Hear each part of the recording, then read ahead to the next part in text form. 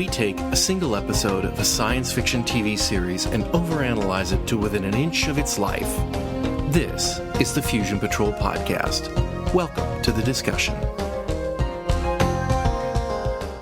Hello and welcome to another episode of Fusion Patrol. I'm Eugene. And I'm Ben. And tonight we are starting a new series on Fusion Patrol. As you may recall, when we started out Fusion Patrol nearly 200 episodes ago, that's a hint, people. One of our core shows was Man from Atlantis, which was, early 1970s American, and you can't see the scare quotes, but science fiction.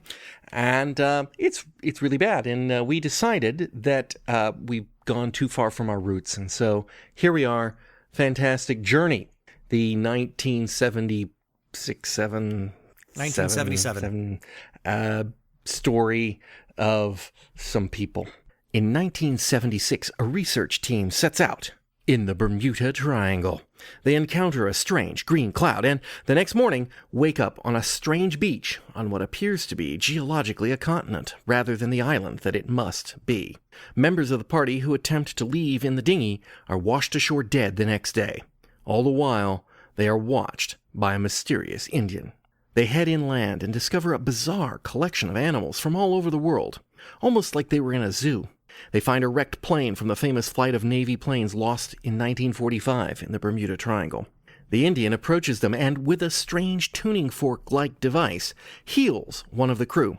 Later, he reveals to the boy that he's not an Indian, just a traveler named Varian from the future, in disguise.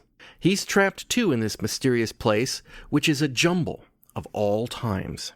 Soon, some of the party are captured by pirates, the real kind, from the 16th century. The others plan a rescue attempt, but Varian explains that as a man from the future, he cannot do violence and will be of limited help.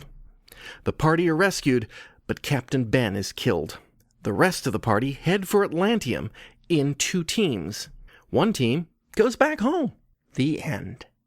So, Ben, I seem to think that you were looking forward to this show. So what was your initial response? Well, as we have discussed in past Fusion Patrol episodes, especially when we were talking about, like UFO and Star Lost and stuff like that, growing up, there wasn't much science fiction, especially in my teenage years. So when this TV series came on, I was greeting it with enormous enthusiasm. Because as I said, there was a total lack of sci-fi genre programming at the time. And at the time, I loved it a great deal. I was 15 years old, so of course I was seeing it through rather naive eyes, shall we say. Undiscerning. Yeah, exactly. I mean, I just didn't care. If a person's starving for food, and you give them a steak, they're going to eat it regardless of how badly it's cooked. That's an interesting metaphor. I would have gone for like a McDonald's hamburger or something. Well, I had thought of that too, but whatever. As I said, I really enjoyed it a great deal. But looking at it now, I was looking at it with a little bit more skeptical eyes and saw a lot of things that were wrong.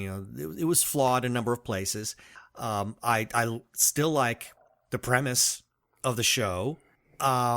But I just have this kind of sinking feeling that as much as I was enjoying it, and I have to admit, I think I was enjoying it. I'm not sure if I was enjoying it more for nostalgia reasons or not. I haven't figured that out yet. But as much as I enjoyed this episode, despite its flaws, I just have this terrible feeling that as the series goes on, it's simply not going to hold up. I thought that this pilot was... And I know we've discussed it before, but we'll have to bring it up every time we talk about a pilot. And that's that whole pilotitis thing where you have to have the setup and they feel obligated that you have to have at least one adventure typical of the show in the pilot so that you get both the backstory and not cheated out of an episode of the show. But more so than most shows, this was a jumbled mess. And it's a shame because when they started out on the Bermuda Triangle leg of this journey, and although it was a little bit slow in the startup with too much yakking between the people and this, that, and the other. But when they got to the green cloud pursuing them, I thought that was genuinely very well done. It was creepy. It raised the hair on the back of my neck in a couple of places, particularly when they were let down on the special effects a little bit because they make this comment that no matter which way they turn, the cloud is still in front of them, and it's in front of them for hours. Right. And the problem is that they never change the camera angle, so it never looks like the boat is doing anything but going in a straight line. It looks like it's going straight towards it. So it's know. Yeah, I know you're saying that you're steering, but the boat that we're seeing a picture of is not. So that was bad. But when they got to the cloud and the ship's bells and the temperature dropped and the angelic voices or whatever, demonic or whatever you want to say, that were humming and everything, it was really tense, and you really have hopes for what follows. But then what follows came, and it doesn't live up to that one sequence. No, it doesn't. One of the things that bothered me as I was watching this again, I could not see this episode through new eyes as much as I wanted to. Mm-hmm. I was not able. I kept watching it knowing what was going to be coming ahead because, I mean, despite the fact that I hadn't seen it in a long time, there was a lot of detail that I still remembered. Well, in terms of, just the overall arc of the story.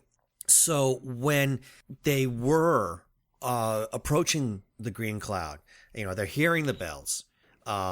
They're here, and these are supposed to be bells that are from other ships that are all ringing around them. They're not in the cloud yet. So where are they hearing it from? I mean, I don't know. It came off almost like a ghost story. Yes. Which I liked. I liked that supernatural sort of tone. But it's like, once they got into the cloud, it's like the show completely changed direction and decided that it was going to be something different. And it was going to try to be more of a sci-fi than of a spooky ghost story kind of series. And that does not help it. Let's jump around a little bit because this is because the story is a glumble. The story is a glumble. The story is a jumble. So we might as well talk about it in a jumbly fashion. And the one thing I want to talk about is that there's probably not another podcast out there that I know of that gets its news from Starlog, a defunct magazine from the 1970s, and that's us. Fusion Patrol. So if you go to, and if you didn't know this, hey, bonanza time, people, archive.org has the back archive of Starlog magazine. If you don't have them in your storeroom like I do, you can look them up online. And there is from one of the very early ones, I don't remember, 6, 16, something like that, early episode issues of Starlog, there's quite a lengthy article about A Fantastic Journey in it. And it answers a few questions that I had when watching this episode. For example, it felt to me like halfway through this story, they decided they were going to change it. Now, some of these things are wrong, and some of these things are right, based on what we saw in Starlight. For example, I thought that Jared Martin's character, Varian, was going to be an Indian for a time. But then he just changes his clothes, and he becomes a spaceman from the future. I almost wonder if, when they went into this story, the idea was for his character to be a sort of, Indian with a mystical tuning fork. So like he was going to be a Mayan or something. An ancient Indian that had, because there was a time. Ancient astronaut technology. Yeah, exactly. Yeah. I mean, there was this time where where it was very popular to toy with the ideas of what the ancient Mayans and the Aztecs and the Incans had. When the show was made. Right. In terms of, advanced technology. It was the same thing like with the ancient Egyptians. I mean, Von Donigan was really, really popular at that time. Right. With his In Search of the Ancient Astronauts, Chariots of the Gods kinds of things. So, yeah, to be able to have Varian come off as this, representing an extinct tribe of Indian. With advanced technology that's different from ours. I know. The tuning fork thing is kind of like Well, it's kind of mystic energies, kind of crystals and sound waves and things that we don't use yeah. And, you can tie that into like the Lost City of Atlantis or some kind of thing. I mean, yeah, it was very popular to play with those ideas in the 70s. And then just out of the blue, he gets up, walks out of the cave, goes through a thing, and it's almost like the scene was re-edited and tacked on to the story, and he goes, oh yeah, but I can talk. I just didn't want to talk to you guys till I don't know why, but now I'm going to talk to you, and I'm going to put on he was waiting on the young boy Scott because he didn't trust anybody, but he liked Scott because Scott was a young kid, so he had an innocence to him and a curiosity, an intellectual curiosity, which Varian found that to be okay. But once he talked to Scott, why does he trust the parents now? If he decided to trust Scott in the first place, it just felt like they changed their mind. I'm sure they did. That was not in evidence in the Starlock article. But what was in evidence was, there's another piece of this, I didn't make it in my synopsis, and that is Gary Collins' character pops up 2 or 3 times throughout the course of this episode, and he's wearing, I don't know, some sort of futuristic kind of clothes, and he's just kind of poking his head from behind the bushes and looking at the people. And these are scenes that could, they walk past the bushes, then we cut back to the bushes and he pops his head up and looks at them, and then cut to a shot of what might be his point of view looking at them. Stuff that could have been added afterwards because he has no interaction with them whatsoever in the course of the story. At least the main portion of the story. Not in this 2-hour pilot. I mean, not until at least the very end. Right, and it is unfortunate that the only copies we can find of Fantastic Journey are on YouTube, and someone has thoughtfully removed the opening and closing credits from them. So I can't quite tell whether we drifted into the next episode or whether this episode, and I think this episode actually did drift into the next one, but it's very hard to tell. When we get to the end of it, and they do arrive in Atlanteum, which is where Gary Collins' character is, they've decided to go in 2 groups, Varian the boy and the young doctor, whose name eludes me at the moment. They went in one group, and the rest of the people went in the other group. And when we get there, we're told, oh yeah, they're home. We sent them home. And that's the end of the episode. And it's also the end of those other characters. Because apparently test audiences, when they watched the first one, insisted on some changes. And so they decided to cut the group down and jettison them in the pilot. Which is weird because knowing where the series goes, it's going to grow again. Yeah. So it was... So you can definitely feel parts of this episode just sort of not quite gelling in a logical fashion, and it's clear that there's been some work done. Well, I'm sure that at the time, because there will be characters that'll be introduced later on. But I kind of wonder, and I could see why maybe test audiences did want to see some of these other characters eliminated because they really were boring. I mean, I couldn't tell the 2 women apart. No, I couldn't either. One of them had a really good sense of history, but which would have been handy. Yeah, but she was a dimwit. Except, of course, that the test audiences and the networks also said after this first one that's got 16th century pirates, they said, yeah, let's not so much with the history stuff and let's stick with the sci-fi futuristic stuff because that's cool. And so we didn't need a history person anymore. It's like, we don't need Barbara anymore. Her name wasn't Barbara, but from Doctor Who, we don't. Well, I think that's why at some point and I don't remember now if it was actually brought up in this particular episode. One of the things that's really unique about this island is that it's separated by zones. Yeah, I seem to remember Otherworld that was done again. This is such a, I hate to say it, but I mean, this is such a cliche show. This is Planet of the Apes. This is Logan's Run. This is Otherworld. This is, I can't think of any others right off the top of my head, but it basically is all of those shows where you travel from one weird adventure to the next I hate to along say the this, but California it's landscape. In a really weird sort of way, it's Star Lost. Yes, it's Star Lost too. I mean, that is a very, the difference is, I'll give them this with Star Lost, and no one has ever said this sentence before. Star Lost concept takes up budget, because they had to build sets every week. But this kind of show where you can just wander around Griffith Park or wherever it is they shot this. Part of it's Griffith Park. I'm sure a lot of it was just some backlot. That saves them so much money. Look what they had in Logan's Run.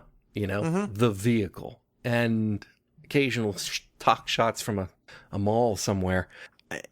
It's really cynical to look at it that way and say this is a cost cutting technique. I know that they have to come up with fancy gadgets, which does cost them more money than get a bowling ball out of the back. We are going to do a bowling show, but still, it's really cheap and not good. It's not a good formula. It's a popular formula, but you really need some work to do it. It's a variant of the Fugitive formula.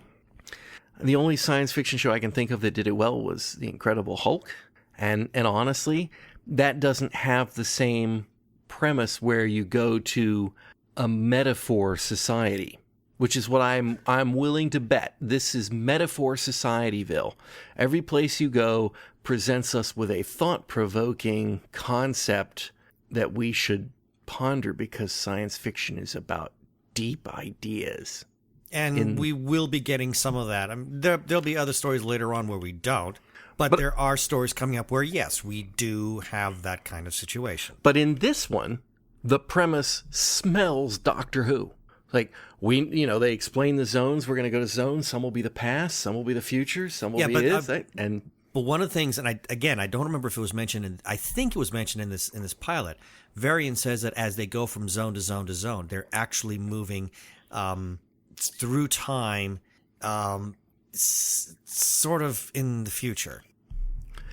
Which doesn't make any sense, given although Varian was a time traveler, so I don't know. The premise, while it sounds really great when you just verbally say it, the moment you actually try to think about it, it does kind of fall flat.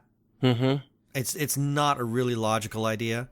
And again, the whole idea of the time zones is like, okay, we see, in order to go from one time zone to another, there are these portals, shall we say, that just don't exist.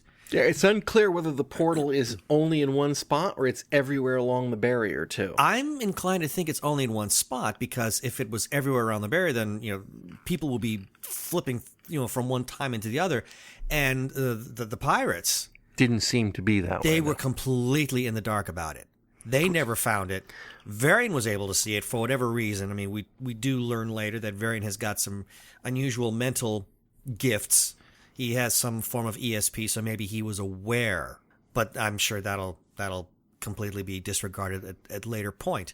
So you've got these really weird time zones that you have to walk through a very, very straight line to get to. And the concept of that alone made me kind of scratch my head and wonder, okay, do you have to go through some sort of straight line to go through it? I mean, can you walk around a portal and continue going through the visible jungle? I noticed that you can talk through it, but you can't see through it. That's because sound and light are different thingies. That's Yeah, I kind of wondered about that, if that was going to be the explanation. Let's talk a little bit about the crew, at least in this episode, as they stand. We're going to start off, of course, we've already mentioned Jared Martin, who plays Varian, the man from the future. He has a sonic screwdriver, or a sonic thing. Sonic Energizer. Is that what it's called? Yes. Just keeps ticking and anyway. And glowing, and it's his magic wand. It's a tuning fork, and it's a tuning magic fork. wand. And it can open locks, and it can heal people, and I think it can scan things. And I think it is a sonic screwdriver. Of sorts, but I actually find it far more acceptable than the magic wand Doctor has. It has, of course, its own kryptonite, and that is that it channeling energy from him, and every time he uses it, it depletes him, drained. and he's drained, and he can't use it again. So, like, to get into the pirate's place, he opens the lock for them, but he says, and I think he stuns 2 guards, and he's like, okay, that's it for the day. Yeah, I'm done. I'm done. Yeah, have fun with the bombs, guys. And so that's going to be a terrible. It's a terrible limiter. But at the same time, you don't want to have, the magic wand that you can always go back to. So they needed to sort of insert some kind of limit to the number of times he can actually go to that well. And he's going to go to it a lot, trust me. It's interesting that they got to it in the very pilot, though. Usually it takes a couple episodes before somebody pops up and says, well, why don't you just do this? And he goes, I'm kind of tired today. Because then you need writer number 2 to realize that writer number 1 did something stupid by creating it in the first place. So I was a little... Yeah, but again, my memory's a little fuzzy on this. He doesn't go to the well with that quite as much as like the Doctor does with his sonic screwdriver. I mean, it's not going to be as egregious a use. So it's and the times where it is used, from what I remember. Now, granted, as we go through this series, I may be surprised at how faulty and how badly it is used. But my memory seems to tell me that the way it had been used throughout the series was not that criminal, and that the way it used sound, I guess we'll find out, was not that offensive. Yeah, we'll pile on that. In this episode, he uses it to heal a broken bone because he is a healer, because he's a musician. And in the 23rd century, or I think he's from 2230, musicians are the healers because of the aura of the spheres, man. Excuse me. And he opened the lock and he stunned a couple guys. It's like post-hippie, pre-New Age kind of thinking. Yeah, it's the beginning of the New Age kind of thing. The Bermuda Triangle, ancient astronauts, all this stuff was enormously popular. That's why this show exists. So we have Varian, the man from the future. We have a boy whose name is a boy. I don't know. Scott, right? It's Scott. It's been 3 weeks, people, and they aren't memorable. And Scott is played by Ike Eisman, who is memorable because he's been in freaking everything back then. Although I don't think he was in Space Academy. No. That would have been Pamela Ferdin, though. Those two, between the two of them, if you didn't have Ike Eisman, you had to have Pamela Ferdin in something. No, but Ike Eisman's big claim to fame was Escape from Witch Mountain. Oh yeah, with the girl. Yes, her. The girl. I don't remember her name, but Kim? Yes, her. Kim something. No, Doesn't matter. The girl, yeah. And he was also, of course, Ensign Peter Preston, sir! Star Trek 2, sir! Oh, that's right. He was Scotty's nephew. He stayed at his post when all the other cadets ran. It's like, why are you crying over this person that's never been established as being any relation to you whatsoever in the final edit of this movie, Mr. Scott? I don't know. Blame Nick Meyer. I blame Nick Meyer for a lot of things. So, we have the other guy whose name I would have guessed was Scott. He is the young med student. He is a man of color, so that we have a diversity of ethnicities on our organization. I'm surprised I don't have his name down. I could have sworn I wrote it down, and I can't find it. It's one syllable, I think. Doug, Scott, Mike. Can't recall. Can't remember. And the sad part is that he's one of the ones that makes it. Yeah. To the end of this episode. But he's a young med student, and I saw no evidence that he had any part to play in this episode whatsoever. Not much. He does a little bit later, but in the series, but not at this point.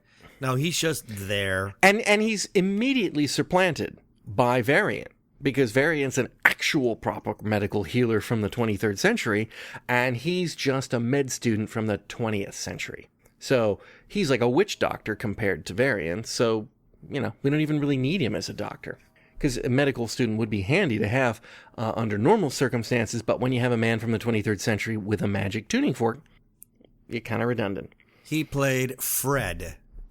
Dr. Fred Walters. It was one syllable. Yeah. Then there's Captain Ben, who was an interesting character. They killed him off. Bit by a cobra. Yeah. Due to his own greed. Mm-hmm. Remember that. Never go back for the gold on a TV show in the 1970s, because there'll be something you're dead. Deadly there. You're dead. That's greed, avarice. That's one of right. the seven deadly sins. Seven deadly sins, yes. And, yeah. So, don't worry about him. He's dead. But he was the best actor of the bunch, I think.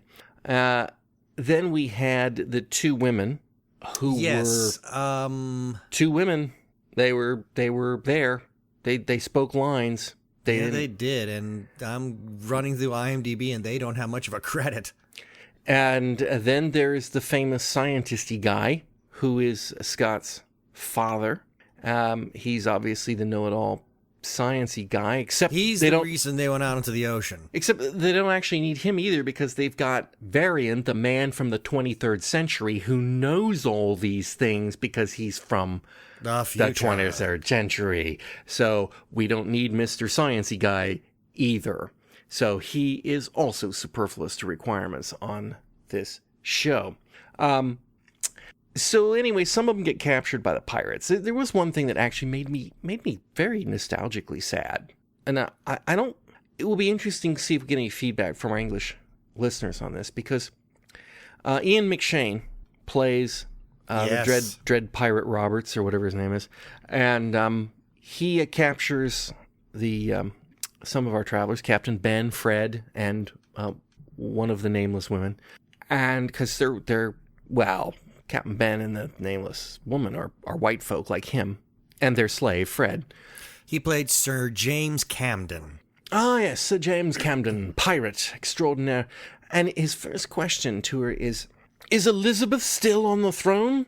And she says, quite rightly, too, yes, Queen Elizabeth is still on the throne. But of course, this is a bit of a joke. 16th century Queen Elizabeth I, 20th century Queen Elizabeth II. And what made me a little sad is that there's going to come a time, soon now, has to be soon. The odds say it has to be soon, when that's not going to be true anymore. Yeah, right. It's like, then that joke won't be funny anymore. You'll be going, oh, great, got King Chuckles now. So, I was like, that's going to deprive a lot of bad writers that line. And so, obviously, Elizabeth II has to continue to live. So you were thinking Chuckles dies. When she was answering the question that she was thinking of present-day Queen Elizabeth. Yes, she was dodging that question in a way, but yes, she was. Because I kind of got the feeling that she, and this is what threw me for a loop, that she looked at the way Sir James Camden was dressed. She saw the entire community that had been built there and the way they're all behaving, and answered the question correctly, not thinking, oh, he's asking about the present day queen. I kind of got the feeling that maybe she really believed he was asking about Queen Elizabeth I. I think. Which then but it does make a scene later on really weird when she kind of questions you, why are you doing this? I mean, why are you pretending? I think she almost calls it a Ren Fair at one point. Yeah. I don't credit her with having enough brains to have sussed out that he meant Queen Elizabeth I. I didn't take her as being, that if he'd said, is King Henry still on the throne? I think she'd have gone, King Henry? He's been dead for hundreds of years. But by making it Elizabeth, they were able to she could answer truthfully and sort of like, what a weird question, and then not spoil the part later on when she thinks it's... But later he asks about a battle, a naval battle. And she knows about naval because she's the historian. She was the historian, right? And he asks, but he's asking the question, and clearly he has an emotional investment in it. And she does answer the question saying, yes, it was victorious, etc. So... She could still think he's a madman. She could. I think until he killed the guy. I think when he killed the guy in battle, his mutinous officer, I think that was the point where she might have got the clue that this was real. I mean, real in the sense that they believed it. Because remember, she hadn't had the explanation about the time travel. No, that's true. So they're just picked up by a bunch of people in pirate garb going, yo ho ho, and there's Queen Elizabeth on the thing, and give me some rum and like your slave there, young lady. Yeah, it was... The whole thing was problematic. Let's see, who else did we have on that team? Well, like we had Dad the scientist, but he just was kind of not all that helpful. So no, we had there was Enid Jordan. She was one of the dim-witted ladies. That's really unfair to say that, but I mean they weren't. But she they was. They just didn't give him any. She was really thick. I mean, I hate to say that, and it's not to say that they were trying to paint women in a bad way because. But it was the 1970s, so yeah, they were. They certainly were not doing them any favors. I mean, it was not a good portrayal. It was a very bad one. No, they should have brought in a woman from the future so that she could replace the other two women who were too stupid to be there. Wow, that's a great idea. I can only hope they do that at some point. Because, I mean... Nudge, nudge, wink, wink, say no more. A boy like Scott needs a father figure in his life and a mother figure in his life. So, I think, I don't know where they're going to find that, but... I don't know. Maybe the city they're going to. So, yeah, the pirate story was dull. It was, yeah, that's the part that really bothers me about this entire episode. And watching it again, I had this horrible feeling that what starts off, I mean, the series poses itself as a quest, the quest to get home. But much like what Starlog did, which was supposed to be the quest to rescue the Ark, it degenerated into a very, very bad procedural, not even a good anthology series. I mean, it would have worked great as an anthology series, but it wasn't even that. It just became a weekly procedural and a bad one at that. And watching this again, I really became just very convinced. Despondent. Yeah, kind of despondent that at least with the beginning of this episode, yes, we had the whole pirate thing. And while that was kind of a little, it felt kind of shoehorned into what I thought was the greater story of this episode, and that's them getting trapped on this island and them trying to find a way to get off. I kind of get the feeling that kind of story where you're going to this new time zone and now you got to deal with whatever threat is there. That's going to be your story for the week. It will become a procedural, and that I think would. I mean. Again, this is 1977. I mean, the idea of doing a really comprehensive story arc type series was just unheard of on American television. No. And I thought it was interesting in the Starlog article that repeatedly, and there are a couple things that we're not going to mention here because they're coming in later episodes, and we are trying to run them in a proper, not jump the timeline kind of thing. But one of the people one or more of the people that they interviewed in the Starlog article, which took place, I think after the 6th episode had been, I think it was written after the 4th episode had been aired.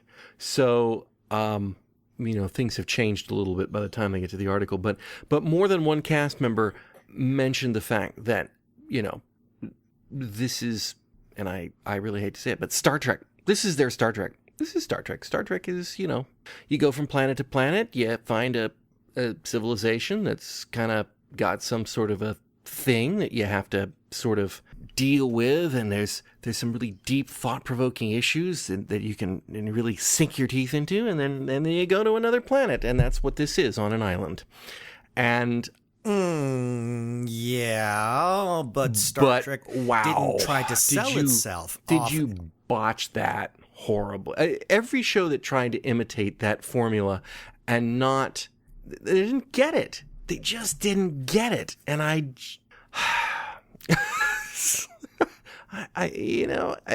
really do genuinely dislike the notion. And I am I'm a huge Star Trek fan and have been my entire life. And I will not make apologies for that in any way, shape, or form.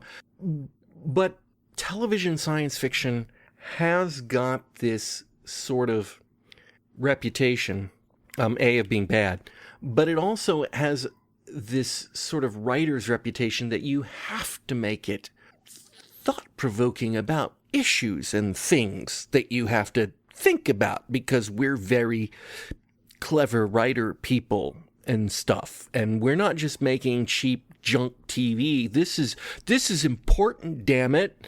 And you should be listening to me. And I get that feeling from these shows. Like, you've got the ham-fistedest, poorest hack writer going, I'm going to make this important. Let's talk about slavery today. And I didn't get any of that in this. Not in this one, no. No, in fact. Well, there was a little bit where they were going on about Fred being a slave, but no, they didn't have that in this one because pirates don't give you that. No. You don't get that from pirates. What you get that from is from made-up civilizations from other planets or other future time zones. That's what you get. Yeah, but you get. Don't you realize I'm half black and he's half white? And stuff like that. I mean, you. To be fair, I don't think this series is going to go. Well, no, I take that back. There will be one episode where I think they're going to try to go down that road. They clearly indicated that that's what they were thinking in that Starlog article. Did they really? Oh, yeah. God. Yeah, they did. They bad. It was like, I mean, they all do that. They all, even Planet of the Apes has that to some degree. It's just, occasionally there's the episode like, woohoo, I'm going to make a hang glider. But oh, how sad that I remember that. I remember one too. The ape who could fly. Yeah. Old Roddy McDowell hanging underneath that hang glider, flying off the cliff. Screaming because he couldn't believe it. He was terrified. I remember that one. Yeah. Hey, you can't have a good 1970s science fiction show without Roddy McDowell. That's just... Gee, are you saying something about this television show? Hasn't got Roddy McDowell in it, so it can't be any good, right? No, I guess it's got to suck. Yeah. Yeah, because Roddy's not in it. That's right, and you don't have Harrison... Well, you do have Harrison Blackwood in it. It's interesting that Varian's character is so much like Harrison Blackwood from War of the Worlds. You notice that? Yeah, he is. He is. Now that you mention it, you're right. Pitchfork using Harmony's plant food eating kind of non-violent guy thing. Those are the only two roles I've ever seen him in, so I guess that's... Well, I've seen him guest role in other things, but yeah. I have seen him guest role as a bad guy, and man, can he be nasty. He's a good actor at nasty. He really is. I mean, he's not a bad actor. Jared Martin is actually a very, very capable actor. He's just not been blessed with a lot of great roles. Well, he jumping timelines. I looked into this once. Whatever happened to him? He runs a school, an acting school, I think in New York now. He quit the biz. He quit the biz of being in television to do his teaching thing because that's what he really enjoyed. And I think something to do with his wife. I can't remember whether she was in it with him and died or whether she did it because I don't remember. There was something to it, and I apologize. I'll look up Jared Martin's Wikipedia entry before our next episode. But he didn't get kicked out of the business. He did just sort of disappear one day, and that's why he quit to pursue some other dream. But he's a likable guy as a lead character. I always thought he was likable in War of the Worlds, even though he was a really goody two-shoes. I can't stand him. In many ways, I couldn't stand his character in War of the Worlds. He was too bleeding heart and too impractical and too, we can't do anything to hurt people, and you got to listen to the sound of the tuning fork and all the new age hippie crap. And yet, I liked him. Yeah. And he carried that off. He carried that off really well. So I hope he'll do that here. Although so far it's been a little bit of a mosh. Well, I'm reading his Wikipedia entry right now, and he currently lives in Philadelphia's East Falls area. That's like New York, only a little not as east. Right, and he supports a large collection of animals. AKA students? No, right. And his son Christian is an executive for AETN. Which is the American Enterprise Tennessee News. I don't know what AETN is. I have no idea. Oh, okay. Okay, as long as we're both clear that we have no idea who his son is or what he does. I've heard those letters before, but I have no idea what they mean. All right. Do we have anything else in this episode? I mean, there was nothing on this episode. It's very, very light on stuff. I mean, all I could really do was just pick at details. I mean, for example, the very beginning of this episode starts with these Air Force pilots, and Navy. Oh, the Navy, yeah, Navy pilots. And one of the things that really bothers me is, they're radioing in. They said they're completely lost. One of them says, he claims that he's flying over a body of water, and he doesn't even recognize it. And I'm like, well, if you're you far mean it's enough that over, flat blue one? yeah, it's like, well, if you're over any body of water, of course you're not going to recognize it. But what really killed me is that they did some exterior shots, and they were clearly flying over land. And I'm like, oh, that body of water, that's a lake? We're flying out in the Bermuda Triangle, and strangely enough, we're over this unidentified water. Yeah, to be fair, it is kind of hard to identify the water unless, you happen to be flying over where they've painted some of the markings on the top of the water. Yeah. For the maps. But, yeah. And the other thing that bothers me is that at one point, they do their big disappearance in 1945, but they just vanished into thin air. Like, poof. Just thin air. I mean, they're gone. Not even like what happened to our heroes on the USS Minnow, who are on their little 3-hour cruise, and they fly into that green cloud. We don't see any of that. They just disappear. And I'm like, okay, so what happened to them? They went through a portal. No, I don't know. It must have been one really, really big portal. But I thought those portals were all on land. So, who knows? I found that kind of just, really, really weird. These little details, seeing all these different species of birds, possums, cheetahs, elephants. I mean, koalas. I mean, where did they come from? Noah's Ark? I mean, did Noah's Ark crash on that island? Yeah. Okay, I just want to be sure about that. Yeah, that is probably the best scientific explanation we can come up with for this one. And one thing that kind of made me, it amused me, but in a rather peculiar way, and that is at one point, Varian gives some of our heroes, our crew, when he has them in his time ship, he gives them French 1986 wine. It was a very good year. Yeah, apparently.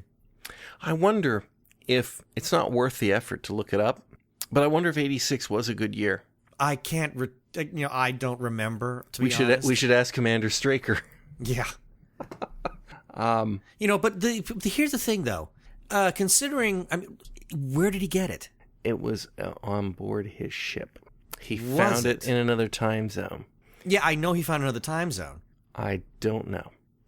I don't have an answer for that question. Yeah, I mean, that's the part that bothered me about, 1986. All right, so, yeah, apparently the time zones go way into the future. I suppose that's possible because we're dealing with an island that is... 2230. Well, he's from 2230. He crashes on the island. So did he go back in time and crashed on the island, or did he crash on the island and just ended it back in time? Well, the question is whether or not the zones, I mean, as you mentioned earlier, that they are in different times. So presumably where he is crashed on his island is 2230. That's the 2230 zone. Okay. I mean, it's as good of an explanation as any other. Right next to 16th century. Because there is some story element. See, some people think that time is a sort of linear progression of cause and effect, when really it's sort of a big ball of wibbly wobbly, timey-wimey, spacey stuff. Yes. See, that's not so hard to explain. No, it's just hard to understand. Hard to believe. Well, Bermuda Triangle, ancient astronauts. It's all real, folks. I know, because I saw it on In Search Of.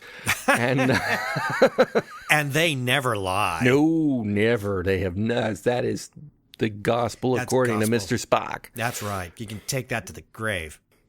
Or you can take that to the bank. One of the two. That's all I got.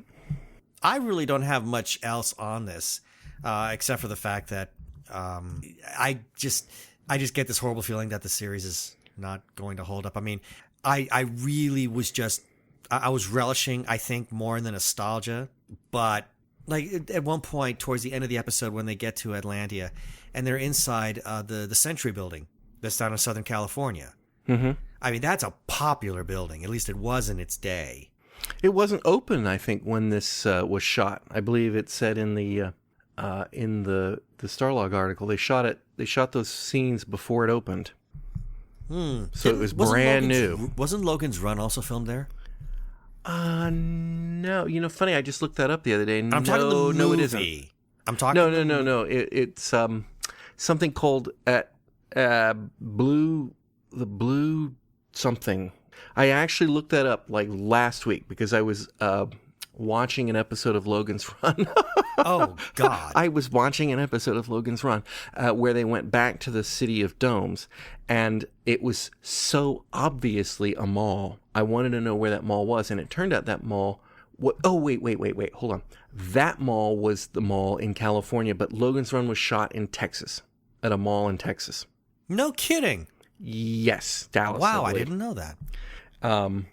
So there's just one other thing that I guess we can, a couple things that I can say about this show.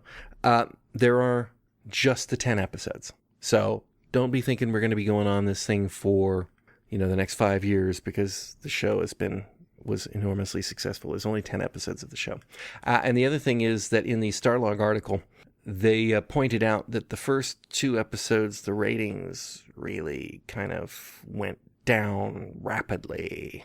But then episodes 3 and 4, big upward swing in the ratings, which is pretty much guaranteed that this show is going to make it through a full season and be renewed for next year. Mm-hmm. So I guess we'll find out what happened there. Can't wait, especially when we get to the end because I know I never saw the last episode. That the last episode is no last episode, right? It's just going to be another episode that just ends. It was the last episode of the season. Yeah, we'll call that a whole season. Yeah, well, it was a half season. It was, and then everyone else went off to work on Logan's Run. Apparently so. Yeah. So, Ben, thank you for joining me on this fantastic journey. Okay. And listeners, I hope you'll join us all again next time on Fusion Patrol. Cheers. Fusion Patrol is a Lone Locust production. Like us, leave us a review on iTunes. Or stop by and visit at our website, fusionpatrol.com. Find us on Facebook or Twitter. Search for Fusion Patrol. Or just drop us a note at feedback@fusionpatrol.com. Our music is Fight the Future by Amber Wolf.